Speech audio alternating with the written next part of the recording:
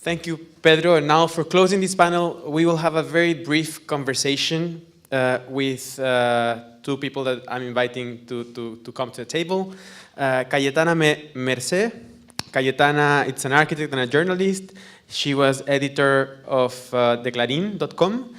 She's a consultant in strategies of communication in architecture, culture, and design. She is also a former editor of ARQ, Diario de Arquitectura, and also Revista Suma, member of the blog One Day, One Architect.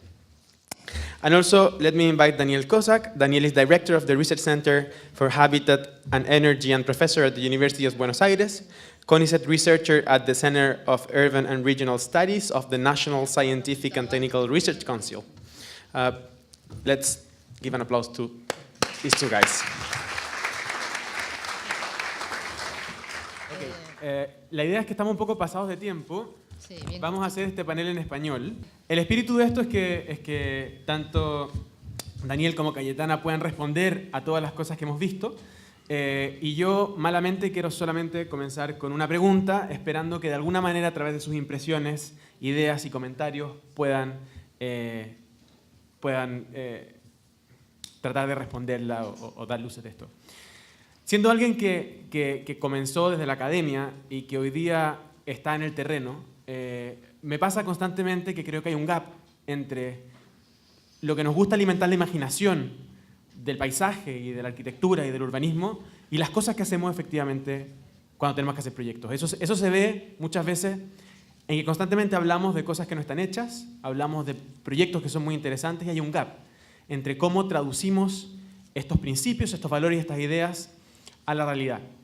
Me gustaría escuchar cómo reaccionan a lo que han visto, tanto comenzando con el rol de la producción cultural, escuchando quizás a Florencia, pasando por quienes están en el terreno haciendo cosas, gente que está operando desde más bien una plataforma de negocio, y a proyectos que quizás todavía no están terminados o que son proyectos que están en evolución. Si tuviéramos que mencionar brevemente quizás por qué, o quizás cómo, o quizás cuándo, Landscape Urbanism va a quizás dejar de ser una muy interesante idea y va a pasar a ser una realidad en los proyectos que vemos constantemente. Al respecto, yo te puedo decir que no tengo buenas noticias, diríamos, con respecto a eso, para arrancar. Si de todas estas presentaciones que vimos, que me resultaron sumamente interesantes, hay una imagen que me quedó en la mente, fue la del campesino, cuando decían que Tompkins había dicho que los campesinos eran grandes artistas. Y después todo lo demás que vi me pareció súper interesante, pero la verdad que debería estar un rato para tratar de procesarlo, entenderlo y poder sacar una conclusión. O sea, ¿a qué lo pongo de ejemplo? Es que, diríamos, cuando hacemos este tipo de trabajos no le hablamos a la gente, nos hablamos entre nosotros y ese es un gap enorme.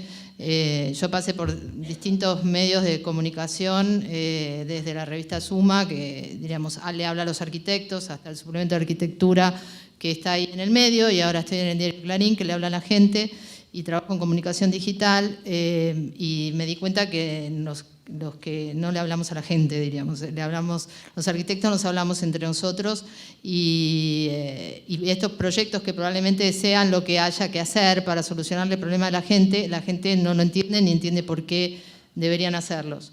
Ese es un problema más que nada no de cuestión proyectual, sino de cómo contamos la historia, si la contamos desde el campesino que es el artista, o si la contamos desde la academia o desde un lugar donde para la persona es incomprensible. De todas las imágenes que vimos, ¿cuántas personas vimos? Casi esa sola, creo, una o dos. Hoy por hoy la comunicación digital está haciendo estragos con estas cosas porque, diríamos, trabajamos en comunicación digital, sabemos en el minuto a minuto lo que la gente quiere leer, o quiere ver, o de lo cual se quiere enterar.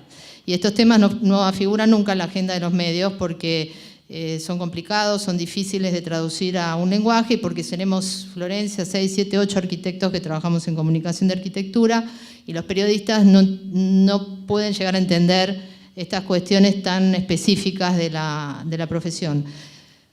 Además de que hay un montón de otras que tampoco están incluidas y que son muchísimo más complejas, que tienen que ver con políticas de suelo, que más trabajan abogados y la gente que está en el mundo de la política, autoridades, y son los que terminan tomando las decisiones. O sea, hay un montón de actores que que no están incluidos, y en especial no está incluido el principal actor, que es la gente que recibe estos proyectos. Así que creo que básicamente no es tanto un problema de cómo se encaran los proyectos, si los proyectos sirven o no sirven, que seguramente sí serán, porque se nota que son trabajos sumamente interesantes, sino la manera de cómo achicamos ese espacio, por lo menos desde mi punto de vista, entre el usuario final de esto, que es la sociedad, y los que comunicamos y los que piensan este tipo de cosas. Y paro porque se me hace largo. Bueno, para matizar un poco, voy a ofrecer una visión un poco más optimista de algunos de los temas, contestando la pregunta de Felipe sobre este tropo que es muy común, ¿no? La distancia entre el discurso académico y la práctica y demás. Y para empezar voy a retomar una de las conclusiones de la primera presentación, que más o menos como una síntesis de lo mostrado, cerró con la frase la búsqueda de la reconciliación entre la ciudad y su paisaje fluvial. Y creo que ese fue uno de los hilos conductores de varios de los trabajos, el tema del agua, que creo que es uno de los temas más contemporáneos en la actualidad, o sea, por su escasez o por los problemas de la inundación. La reflexión en torno al agua se ha vuelto desde hace mucho tiempo, en este campo específico, pero en muchos otros del urbanismo, en uno de los temas centrales.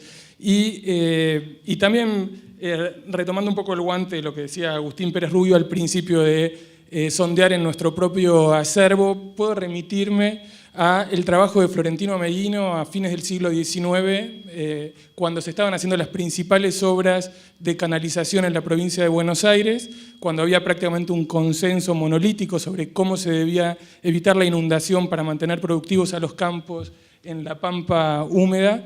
Él escribió un libro que se llama Inundaciones y secas en la provincia de Buenos Aires, en donde decía que esos trabajos de canalización, que básicamente trataban de llevar lo más rápidamente, lo más lejos posible el agua de los campos, no iban a resolver la inundación e iban a producir sequía. Efectivamente eso es lo que sucedió, lo que sigue sucediendo, impermeabilizar los lechos de los ríos, rectificar, canalizar y básicamente sacar lo más rápidamente posible del lugar en donde originalmente se inundaba y desplazar el problema muchas veces a otros lugares. Esa ha sido la práctica en la infraestructura hidráulica, no solamente en los campos, sino también en las ciudades, hasta la actualidad.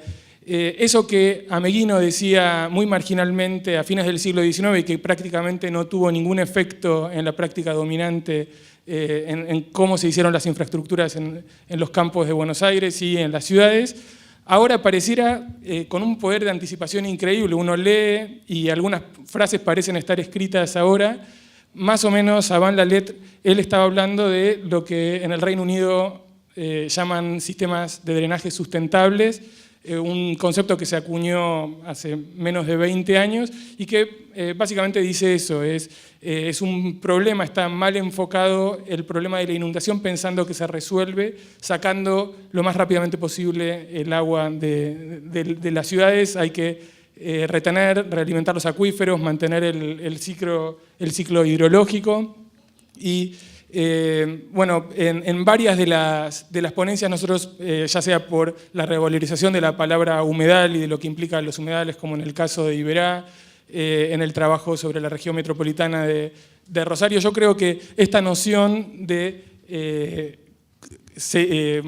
mantener o bregar por el ciclo hidrológico, por mantener los corredores de biodiversidad, que ustedes saben que los ríos, los cursos de agua, en general los arroyos, son los principales proveedores de servicios ambientales en ese sentido, los principales proveedores de corredores de biodiversidad en el territorio. Yo creo que ahora tiene muchísima más cabida de la que tenía hace, no digo en la época de Ameghino, hace 30 años. Hace 30 años esto se hablaba en la academia y prácticamente uno no podía ver ningún reflejo en la práctica. Hoy en día en el Reino Unido los sistemas de drenaje sustentables urbanos son una ley y en una localidad, la mayoría de las localidades, empezando por Escocia, para aprobar, empezando por proyectos urbanos, pero ahora también de escala arquitectónica, uno tiene que demostrar cómo su proyecto no va a sumar presión sobre el sistema pluvial, sino todo lo contrario, va a realimentar los acuíferos. En Francia, la Ley Nacional de la Trama Verde y Azul opera en el mismo sentido, garantizando los corredores de biodiversidad. Entonces, yo creo que hay también, en muchos sentidos comparto también tu visión con cierto pesimismo de cómo es este diálogo y que podría, por supuesto, ser muchísimo más fructífero y más fluido. Pero creo que particularmente en este punto y en la incorporación como un tema prioritario en la agenda de los gobiernos locales y los sistemas de planificación, la cuestión del agua, hay muchísimo diálogo, hay muchísimo eco, me parece resonancia. Sí, pero igual, por lo menos acá en la Argentina, en cuestiones de suelo, sí. no, las políticas que hay no son las más. O sea, la cantidad de millones de hectáreas que son de extranjeros y que cada vez se libera más esa venta de tierras, no tampoco son. O sea, estoy muy pesimista, perdón. Perdón. Totalmente, pero la verdad que nos ayudan a pensar en que,